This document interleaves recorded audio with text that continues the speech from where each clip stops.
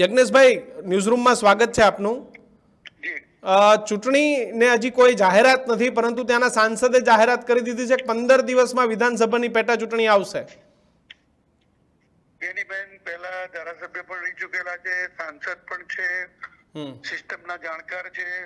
એમને પોતાને પણ ખબર હોવી જોઈએ કે પક્ષમાં હોય કે વિરોધ પક્ષમાં, પરંતુ ચૂંટણી જાહેર કરવાનું કામ ચૂંટણી પંચનું છે, સરકારનું પણ નથી ને વિરોધ પક્ષનું પણ નથી, કોઈ સાંસદનું પણ નથી. બિલકુલ.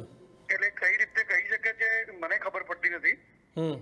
તો કદાચ કોંગ્રેસની પ્રણાલી મુજબ એમને પેક કરતા હશે એવું લાગે છે. આમાં કરી વધારાનું એમને કીધું છે કે 15 દિવસમાં ચૂંટણી આવી જશે અને આડકતરી રીતે કોંગ્રેસના ઉમેદવાર ગુલાબસિંહની પણ જાહેરાત કરી છે.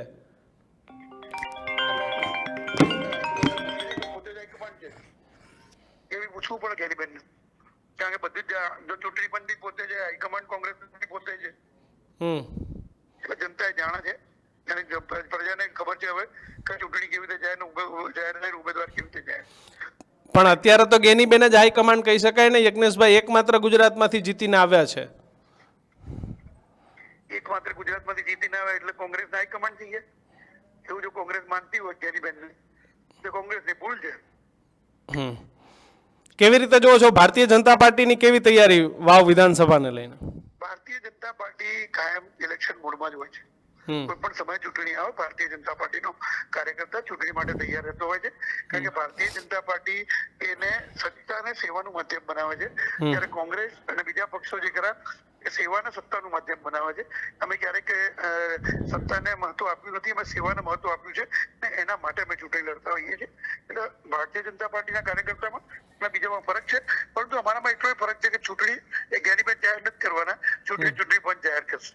ઓકે યજ્ઞેશભાઈ, ગુલાબસિંહ એટલે ઠાકોરની જગ્યાએ રાજપૂતને કોંગ્રેસ લડાવે એવી શક્યતાઓ છે, strategy change. Bharatiya Janata party ક્યારે પોતાના પત્તા ખોલશે? જયારે ચૂંટણી પંચ ચૂંટણી જાહેર કરશે યોગ્ય સમય ભારતીય જનતા પાર્ટી કાયમ પોતાના ઉમેદવાર જાહેર કરે જ છે. ઉમેદવાર જાહેર કરવાની બાબતમાં કોંગ્રેસને તકલીફ પડે છે, ઉમેદવાર મળતા નથી, ભાગી જાય છે, પછી કોંગ્રેસની તકલીફ. ભારતીય જનતા પાર્ટીમાં ક્યારેય કોઈ એવી તકલીફ નથી. ચૂંટણી જાહેર થવા તો પછી જશે. ગુલાબસિંહ રાજપૂત જાહેર કરવા કોને કરવા, કોંગ્રેસ પોતાનો અંગત મંતવ્ય છે, એટલે એમાં કોઈ સીટ અને પછી કોઈ ઠાકોરની સીટ કે આની સીટ કે એવું કશું હોતું નથી. પેલા ત્યાં વાવની બેઠક પરથી શંકરભાઈ પણ ચૂંટાયેલા છે ભૂતકાળમાં, બરાબર. એટલે એવું નથી હોતું, ગમે તેની સીટ હોય એ પ્રજાની સીટ છે, કોઈ વ્યક્તિ કે કોઈ સમાજની સીટ નથી હોતી ક્યારેય. આભાર યજ્ઞેશભાઈ.